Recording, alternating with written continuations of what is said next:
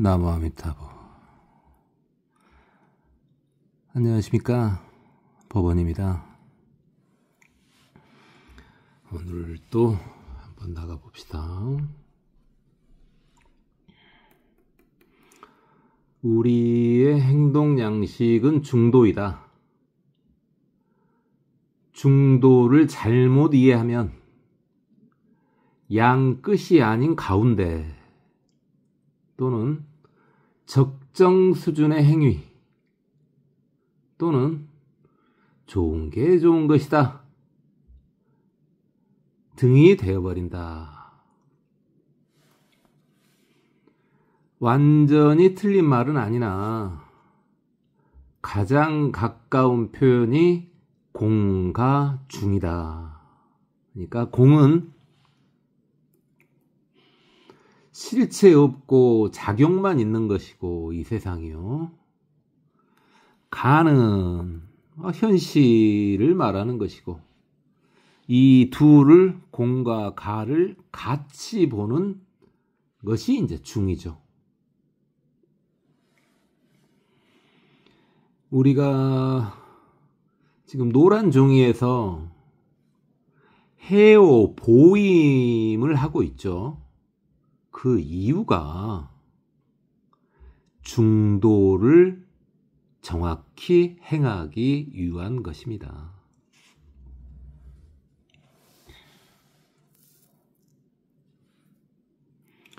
논어 이야기죠. 군자의 인은 효도와 공성과 같은 가정 도덕에서 비롯된다.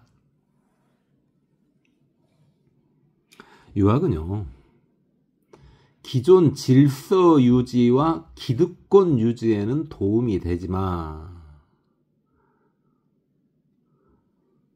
그러니까 특히 질서 유지하는 데는 신분과 나이를 중시하죠.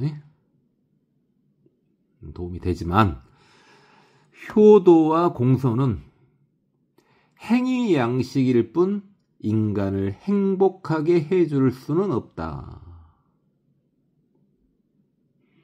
근본적인 행복을 얻게 해줄 수는 없다는 거죠. 이제 공자가 활동했던 춘추 전국 시대에는 이제 공자는 춘추 시대입니다만은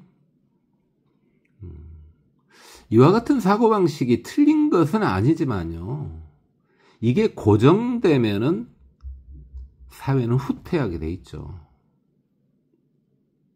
그러니까 공자님은 법치주의 개념이 없었을 때였기에 그러니까 이제 효하고 예를 강조해서 곤모술수하고 힘만을 중시하던 시대를 바로 잡으려 하셨던 것이죠.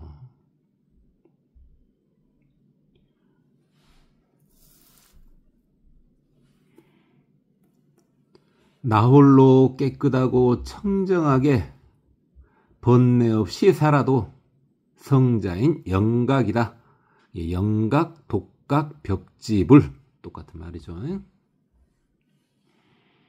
이런 분들이 존재하는 것만으로도 세상이 평화로워지므로 충분히 공양하고 보살펴 드려야 한다.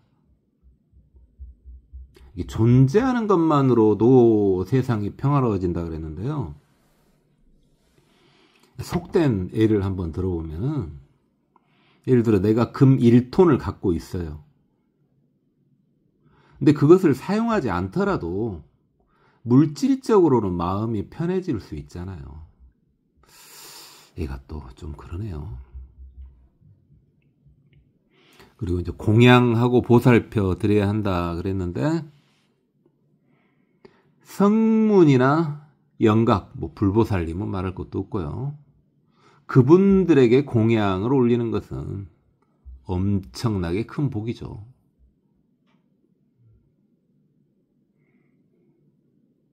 그분들은 이제 주로 경제활동을 안 하시니까 공양이 필요하고, 우리는 복을 받을 수 있으니까 또 공양이 필요하고요. 윈윈이죠.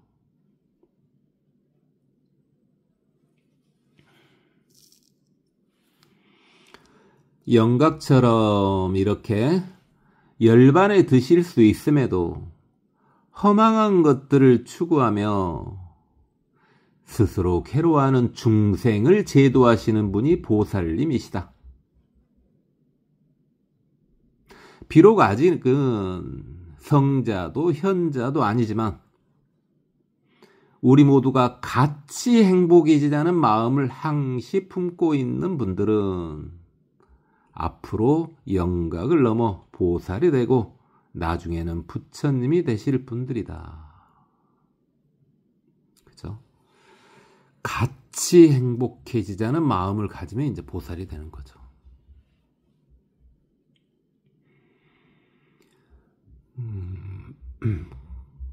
그 지장보살님 같은 경우는 이제 지물로 만이보주를 가지고 계시고, 이제 염라대왕께서는 이제 업경대를 가지고 계신데, 이제 시황전에 같이 다 있죠. 지장보살이 가지고 계시는 만이보주 용도는요, 그 사람의 저승가서 재판받는 그 사람의 선행을 찾아보기 위한 거고, 염라대왕의 업경대는요, 재판받는 그 사람의 악행을 찾기 위한 거죠. 이제 그런 말이 있잖아요. 군자는 좋은 것만 보고 소인은 나쁜 것만 본다. 이게 이제 지장보살과 염라대왕은 약간 레벨 차이가 있죠. 그래서 지장왕보살이라고 하는 또 다른 이유가 저승시왕을 거느리기 때문에 왕자를 넣어가지고 지장왕보살님이라고 도 하죠. 우리나라에서는 그냥 지장보살 이렇게 하는데, 이제 중국에서는 지장왕보살 이렇게 이제 부른답니다. 그냥 보살님 이야기를 갑자기 한번 해봤고요.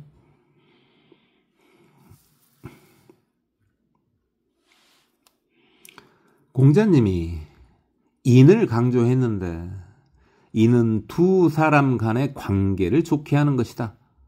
그러니까 인을 파자 해서 보면요, 한자 풀이로 보면 이제 두 사람 이렇게 나누지지 않습니까?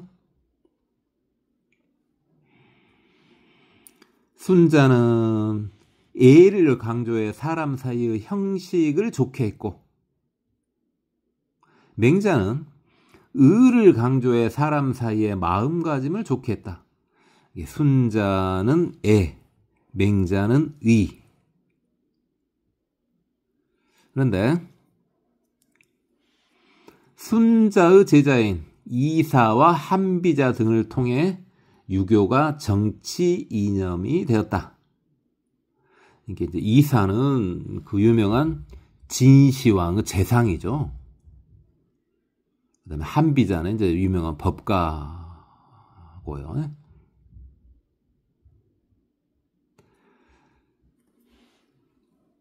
사람 관계에서 형식을 중시한 것이다. 그러죠.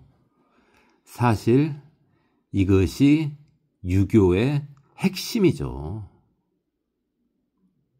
이를 통해서 유교가 힘을 쓰고 필요한 거죠, 사실은. 그런데요, 주자, 주희죠, 주희. 주희가 맹자와 불교 사상을 이용해 만든 성리학이 수양 중심의 유교를 만들었으나 정치 이념으로는 부적합했다. 그러니까 이제 성리학 만들 때 이미 맹자님이 돌아가신 지 이제 1000년이 넘었고요. 이제 이때 이용한 불교 사상이 이제 불교의 선불교죠, 선불교. 그래서 이제 성리학을 주자학이라고도 하는데요. 중국에서는 이제 주자학이 송나라 때 잠깐 유행했었죠. 근데 우리는 조선 500년을 관통했죠. 그러다 보니까 나라가 피폐해진 건데요. 어디서 잘못됐냐면요. 분명히 유교는 형식을 중시해야 되잖아요. 근데 수양 중심의 유교를 만들었다 그랬잖아요. 이게 이제 불교를 밀어내기 위한 거였죠.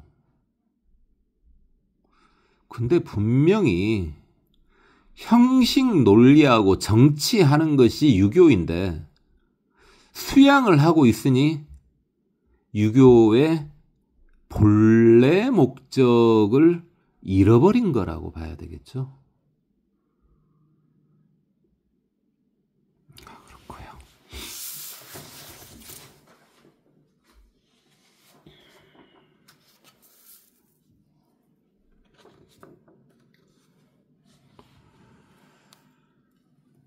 지장보살님의 지물인 육환장은 지옥문을 여는 열쇠이기도 하다. 그러니까 이제 지장보살님께서 이제 만이보주를 가지고 계시기도 하고 또 육환장을 지물로 가지고 계시기도 하죠. 저번에도 말했지만 이제 육환장은 고리가 6개짜리예요. 그게 이제 육도 중생을 의미하죠. 지옥, 아기, 축생, 수라, 인간, 천상 이렇게 육도 중생을 의미하는데 이제 그냥 일반적인 용도로 육환장은요. 암만 해도 이제 고리가 달려 있으니까 소리가 나겠죠. 그 소리를 통해서 이제 앞에 있는 뭐 벌레랄지 뭐 짐승이랄지 뭐 뱀 같은 것은 이제 쫓기 위한 용도로도 사용됐었죠.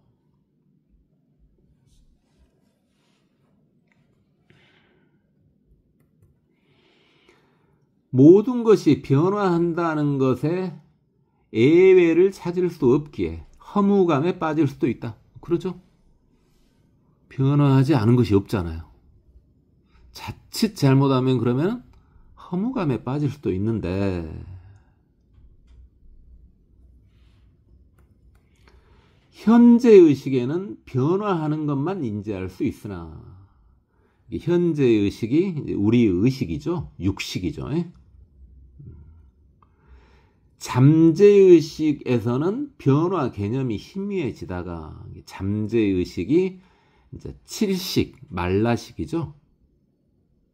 아직 잠재의식까지는 이제 자의식이 이제 남아있죠. 무의식에서는 시공의 개념이 사라지고 모두가 행복한 부처임을 느낄 수 있게 된다. 이게 팔식, 아뢰야식, 장식 그랬죠. 여기서는 이제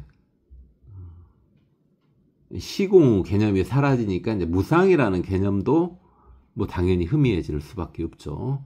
이게 바로 열반사덕, 상락아정의 상입니다.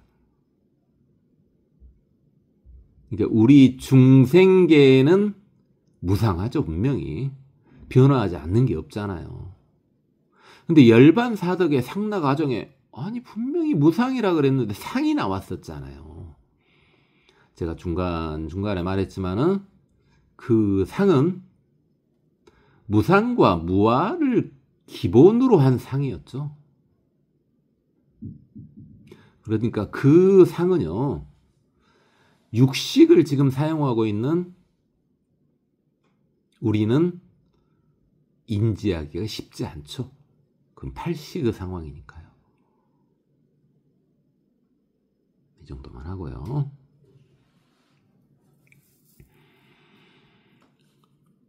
공자님은 한 노인의 시바지로부터 태어났으나 유복자였고 어머니도 일찍 돌아가셨다. 그러니까 그 한 노인이 이제 그 하급 무관이었죠. 무관.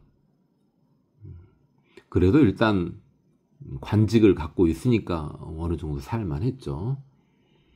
근데 왜 노인의 시바지로 들어갔냐? 나이 차이가 그것이 40살 이상이 났는데 그 노인이 제사 지낼 아들이 없었어요. 그래서 이제 시바지로 들어갔는데 문제는 공자님이 태어나기 전에 공자님 아버지가 돌아가셔 본 거예요. 그러니까 유복자죠. 그래서 이제 쫓겨나가지고 공자님은 굴 속에서 이제 어머니가 이제 혼자 이제 아이를 낳죠. 또 그 어머니마저 일찍 돌아가셔 버렸어요. 그래서 이제 묘비 쓸 돈도 없었죠. 그 당시 이제 중국에서는 이제 비석을 세워드리는데 비석 세울 돈도 없었다고요. 그래서 이제 최초로 이제 비석이 없으니까 뭔가 흔적을 남겨야 돼서 이제 봉분, 보통 우리가 무덤 하면 봉분이 생각나잖아요. 봉분을 이제 공자님이 하셨다, 이런 말이 있죠. 공자님은요, 머리도 좋고 힘도 체격도 좋았으나 외모는 별로였다. 머리 같은 경우는 이제 약간 짱구 형식이었다고 이제 알려져 있죠. 고생 끝에 노나라의 법무장관까지 올랐으나 그만두고, 그러니까 이제 본인이 이 정도를 전부로 볼 수 없다라는 생각을 하셨는가 보죠. 그리고 이제 배경이 없다 보니까 대우도 잘 받지 못하셨나 봐요. 그래서 그만두고 14년 동안 천하를 주유했으나, 그러니까 55세부터 68세까지요. 천하를 주유했으나 채용되지 못했다.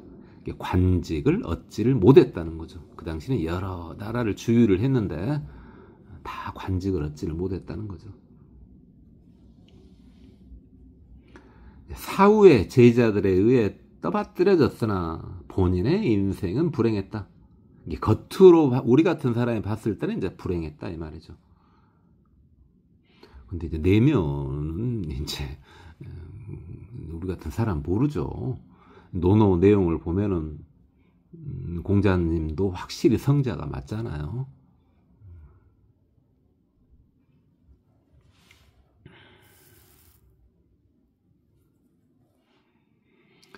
내가 항시 합리적인 사고와 추론을 강조하지만 성자의 시각에서는 기적이나 불가사의한 것들이 당연해 보인다.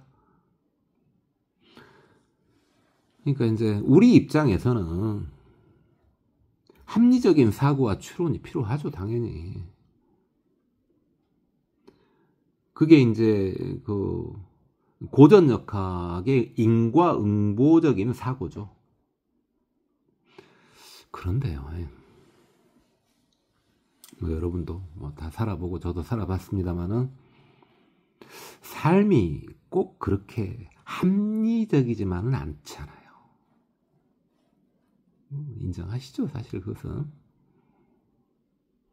성자의 시각으로 보면요, 성자는요 고전역학적인 인과응보적 사고뿐만 아니라 양자역학적인 사고도 갖추고 계시죠. 그러니까 인과는 맞으나 고전적인 사고만으로는 인지가 힘든 양자역학 정도의 세계도 다 인지하고 계시죠. 그러니까 우리가 봤을 때는 기적이고 불가사의한 것들이지만은 그분들이 봤을 때는 또 당연해 보이죠.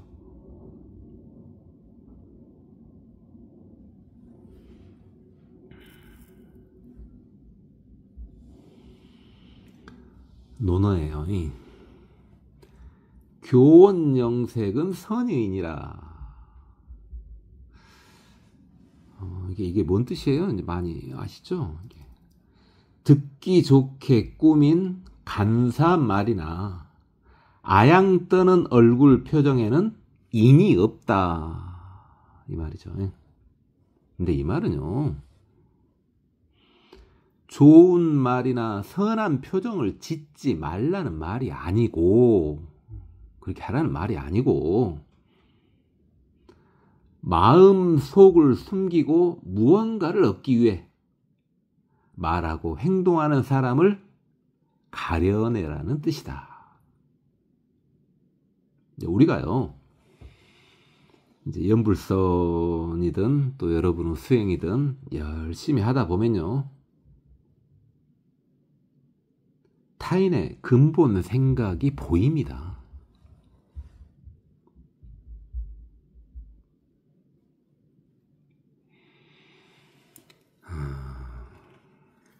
오늘은요, 여기까지만 하겠습니다. 고맙습니다. 법원이었습니다. 나무 아미타불.